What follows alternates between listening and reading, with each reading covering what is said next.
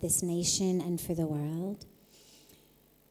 My deeply respected, honorable, beloved brother, Sri Gaurang Das Ji Prabhuji of the Govardhan Eco Village, and our most respected Sri Vikrant Ji and the entire United Consciousness community. It's such a beautiful joy to be with you. The topic that was so lovingly given to me to speak on is spiritual values for holistic development. Spiritual values for holistic development. Now, when we begin, the very first place we have to begin is even asking ourselves, what do we mean by development? Obviously, everything should be holistic, but when we talk about development, everybody's in favor of development. Let's have development, we need more development. Development is seen as an unequivocal, positive, great thing. But we need to ask ourselves, what type of development are we even talking about? I remember several years ago, I was at a beautiful ashram that at the time was actually just being built by our Puja Swami Ramdev Ji and Puja Charya Balkrishan Ji outside of Haridwar, Yogram, right in the middle of the rural jungle area, and it was beautiful. And as I was leaving from that ashram, we were driving through the rural villages outside of the Haridwar area. And it was just typical Indian village. And outside of some of the houses and shops, you saw people literally sleeping, sitting in chairs. Some of them were on those like makeshift beds, that people use outside, lying on there, sleeping. Beautiful, exactly what our Swami Gauranga Das Ji was speaking about in terms of this family, this wonderful family values. Kids are playing, people are sleeping. And then you turn, and suddenly the roads are covered with asphalt. Suddenly they're much wider. Suddenly there's cemented sidewalks. Suddenly there's big buildings. And it was the industrial area of Haridwar that we had turned into. And everybody's in mostly what looked like Western clothes, carrying briefcases, hustling, bustling across the street, bumping into each other without even noticing. It could have been the streets of New York City or London or Paris or LA. And because I had these two visions within 4 or 5 minutes of each other, it struck me so deeply because clearly the second picture is what we would call development. Dirt is covered with asphalt, sidewalks are cemented, people have briefcases, nobody's sleeping outside. And yet, I thought, I wonder how many of those people, hustling and bustling out of factories, industries, big multinational companies, how many of them have the ability to close their eyes and fall asleep in the middle of the road? Most of us don't even have the ability to fall asleep at night in our own beds without taking some kind of pill. What do we even mean by development?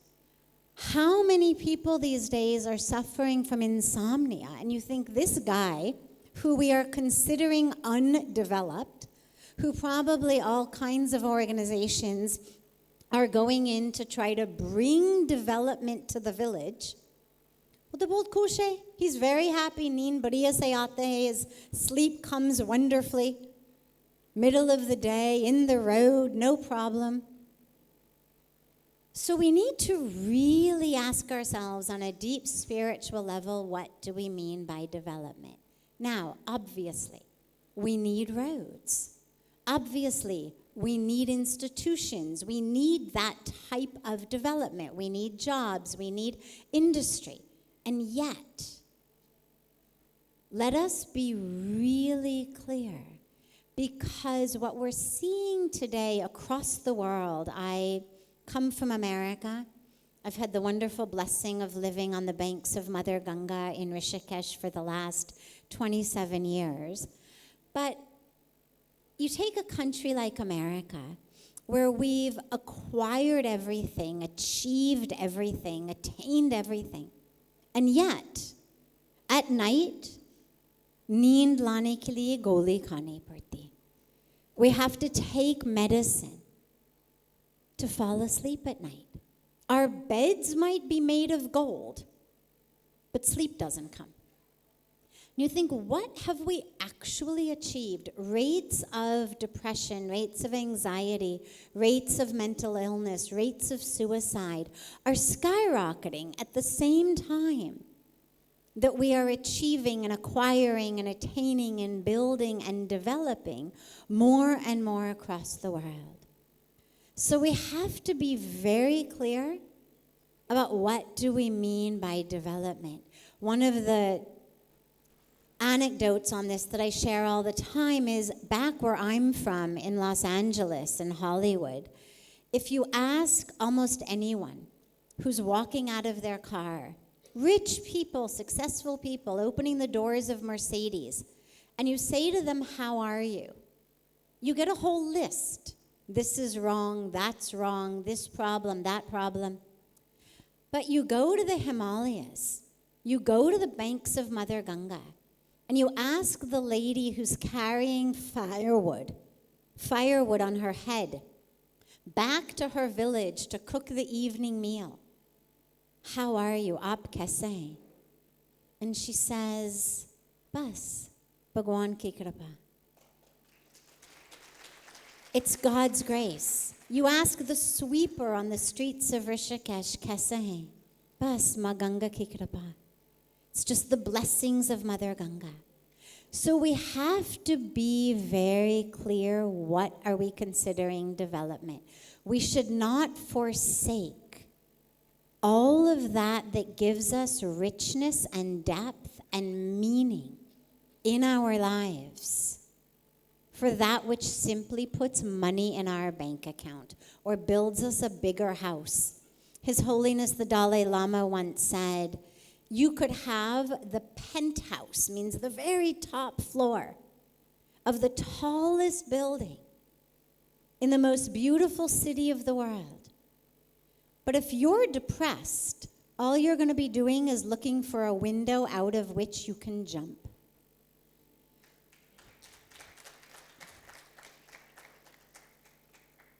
If we're doing exercises in the gym and we are developing our physical body, we know that we have to do the entire body. No one would say, Acha, just exercise your right side. Let the left side just, stay weak and flabby. Or just exercise your arms, forget about your legs. Any good trainer is going to get you doing right side, left side, arms, legs, core, front, back. Because we need rounded development.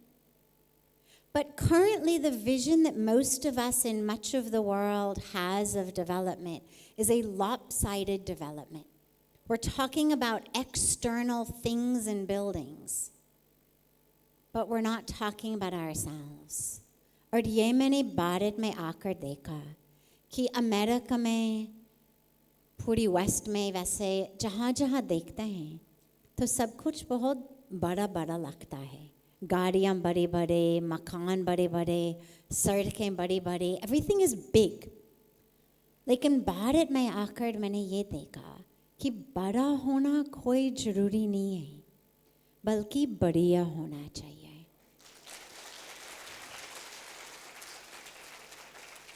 और यही संस्कृति, this culture, this is why development is not always moving forward, sometimes it's moving back.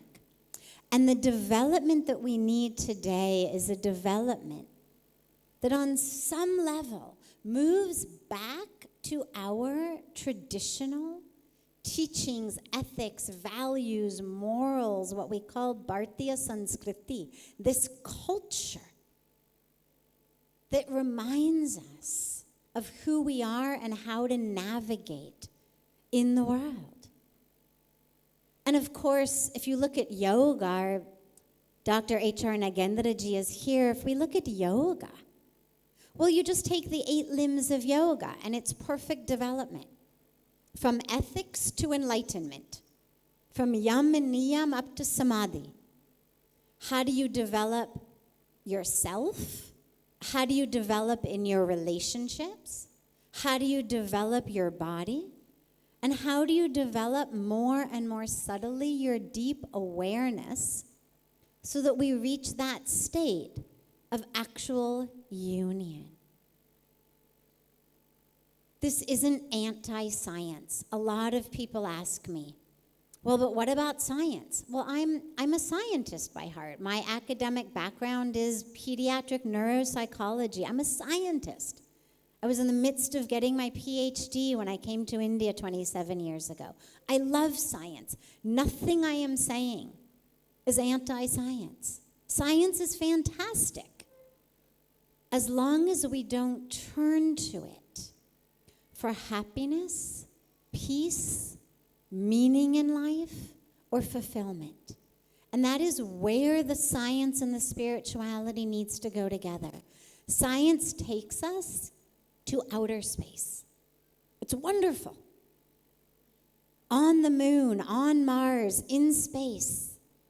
But we need our spirituality, we need our yoga, we need our Sanskriti for our world of inner space and our world of intraspace, that relation world that Gaurang Das Ji was speaking about so beautifully.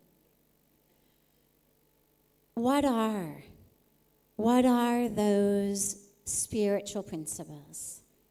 So just quickly, I'll go through a few of them. Number 1, wisdom is more important than education. Yes, we need education. But I can tell you, as someone who's got a degree from Stanford University, one of the world's top universities, that even though I thought after graduating from Stanford that I knew everything, I didn't know anything. I had a lot of book knowledge. I was very good at taking exams. But Jivan ke baare mein, I had no idea. Who I am, no idea. Nature of the universe, no idea. We need real wisdom. Abhi Vinay Sahasrabudhi ji was speaking about education versus wisdom and how you get wisdom that Yudhishthira told us so beautifully is in the association of the wise ones. There's a beautiful saying that says, Manushyatvam mumukshotvam maha purush sanshaya. And this is considered the highest goal. Number 1, a human birth. Number 2, a quest for knowledge. And number 3, the association with the holy ones. That's where our wisdom comes. I know for me, I was living by what I now call a Hollywood mindset, which sadly doesn't exist only in Hollywood. But the mindset is one that says you are your body. You are its size, its shape, its color, its bank account, its profession, its ranking on the social status, its history. That's who you are. And when we identify like that, we suffer. We suffer greed, we suffer lust, we suffer experiences of not enoughness, we suffer jealousy, we suffer competition.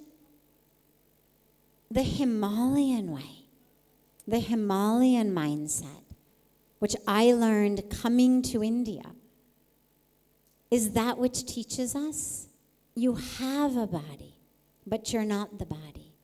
You are soul, you are spirit. And that is the journey from suffering to the end of suffering.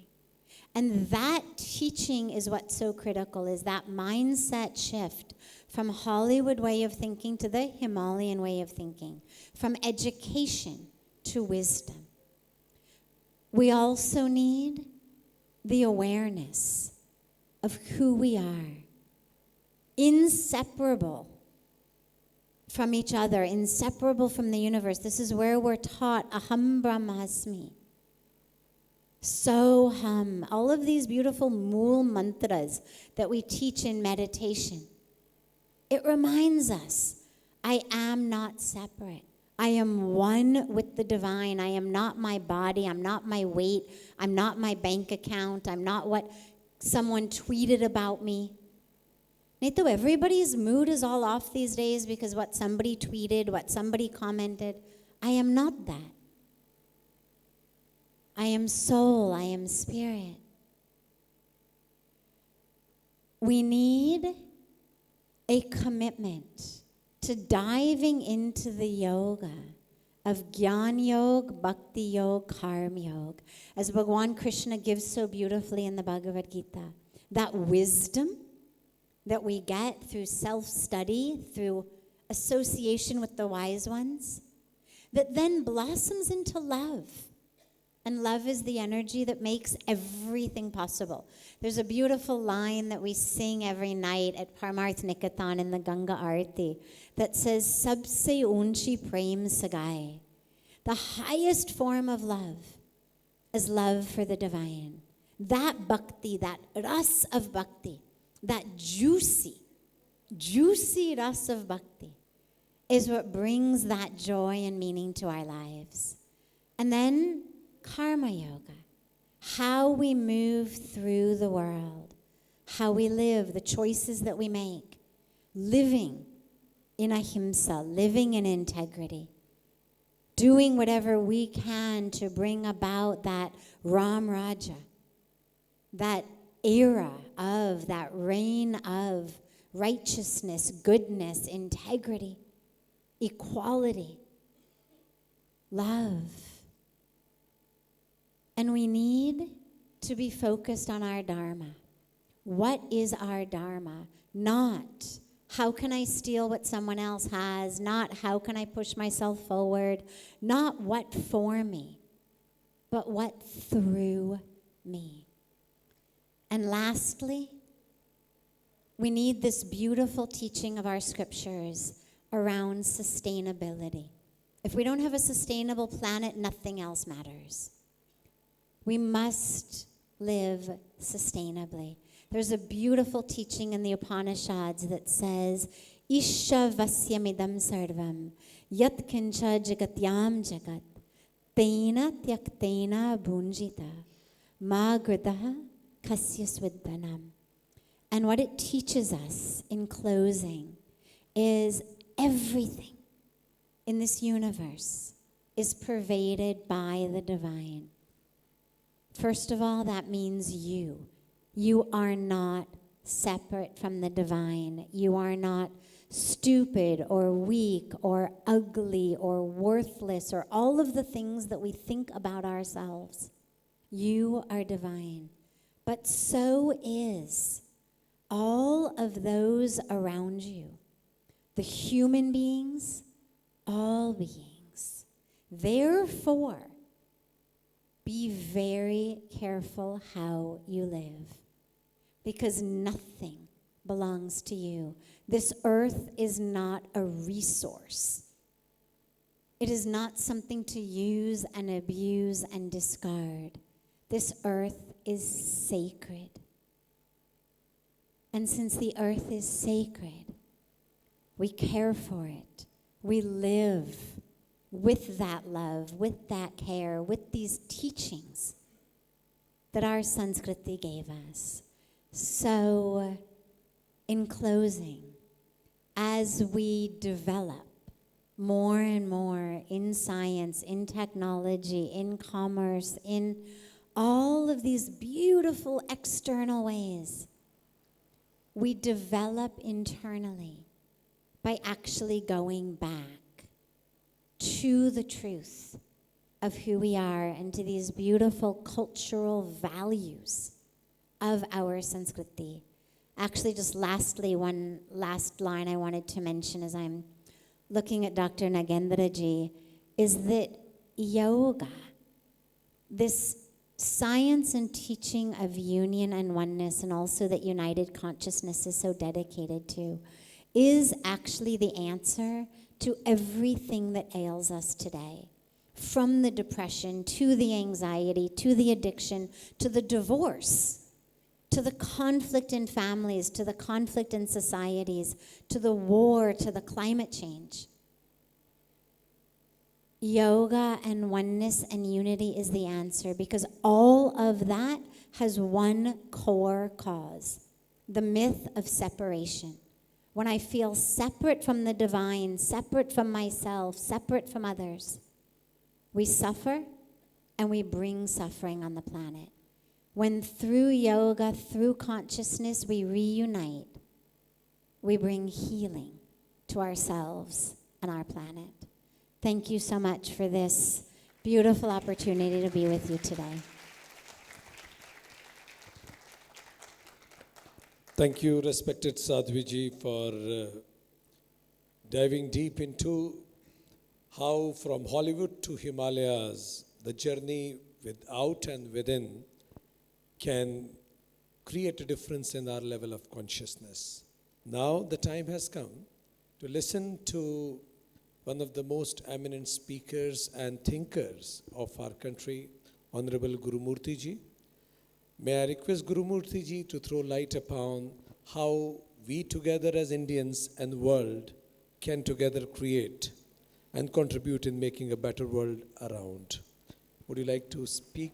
I am honored to invite and welcome our versatile and highly dynamic guest, Shri Swaminathan Gurumurthy. He is a highly popular writer in India, celebrated for his investigative journalism.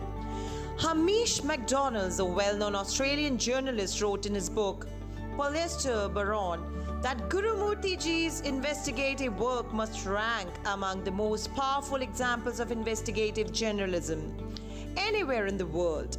He is a brilliant chartered accountant and exceedingly astute amateur lawyer.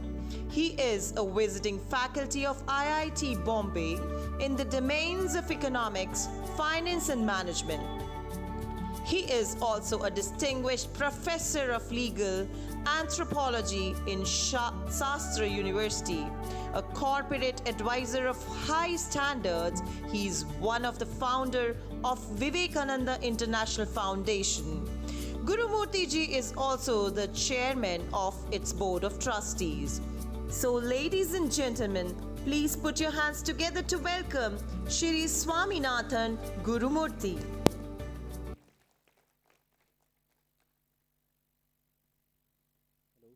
Hello. Namaskarams to all.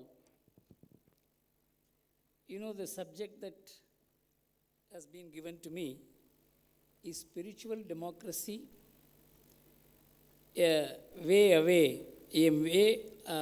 path away from tolerance to acceptance. Is that right? It's a very interesting subject and very abstract. Abstractness is the virtue of saints. It is not a virtue of the ordinary.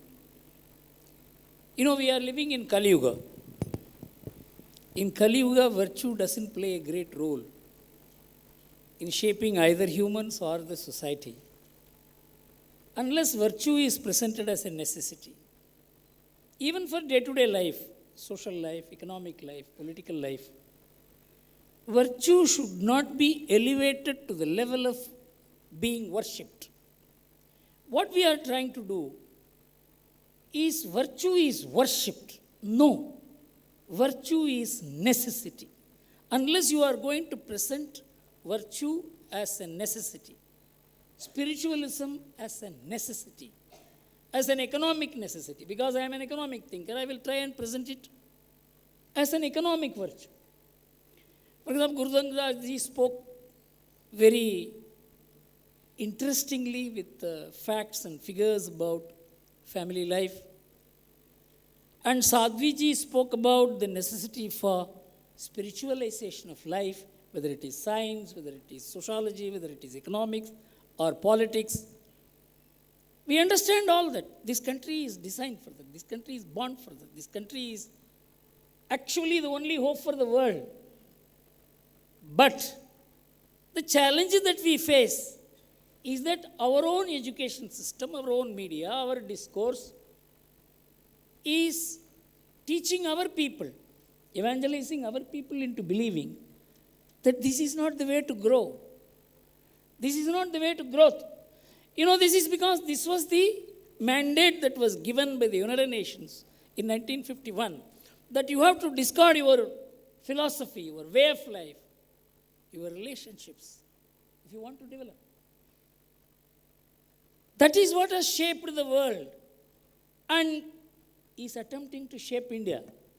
So it is in this context we have to see how the way we are presenting our spiritual and virtuous way of life as something which is an ideal is not actually the way to present, in my view, because my association with spiritual leaders gave me the way to understand how the ordinary society works. The ordinary society in India, I use the word ordinary in a very normal sense. Don't think I mean it in any inferior way, because we always compare ordinary with extraordinary. When I say ordinary, it is a person like me. Take it that way. So, the ordinary Indian is extremely spiritual. He may not know Bhagavad Gita, he may not know Isavasya Upanishad, but he is connected to people in whom he has faith. Hundreds and thousands of holy men who have been born in this country have transformed this into a virtuous society, and I am going to demonstrate it to you as to how this virtuous society, bred in intense spiritualism, which these great texts speak about which the ordinary Indian doesn't know, and how he has the ordinary Indian, the woman, the father, the grandfather, everybody, the neighbor, have shaped this society into a stable society like a which nowhere any society exists in the world. This is how I would try to present my concrete thoughts. You see, unless you present an abstract thought as a concrete value, the abstractness will remain a virtue and an ideal which we cannot attain. So I will try to present this as a concrete phenomenon. Now, there are several elements in this: spiritual, democracy, tolerance, acceptance. From tolerance to acceptance is an evolution which the world needs. Swami Vivekananda mentioned this in his Chicago speech, that tolerance is an inferior virtue. We have adopted and followed and propagated a higher virtue called acceptance. We may not think what you are doing or what you are thinking or what you are worshipping is not the right thing, but you have the right to do it. That for you it is sacred is our way of looking at the world. That is, we accept what we do not even accept. Second thing is, tolerance is in danger because of intolerance. Because the world functions at a tolerant level. The world doesn't know the idea of acceptance, which means you have to see the world as diverse. Not only humans, the entire creation is diverse. But the world is not trained, not educated. The public discourse has not helped the world to understand the word diversity. You may be stunned to know the United Nations first heard and wrote about diversity only in 2001. Till then, the word diversity did not enter the United Nations. It is only in the Cultural Diversity Convention in 2001 that the United Nations first understood the world is diverse.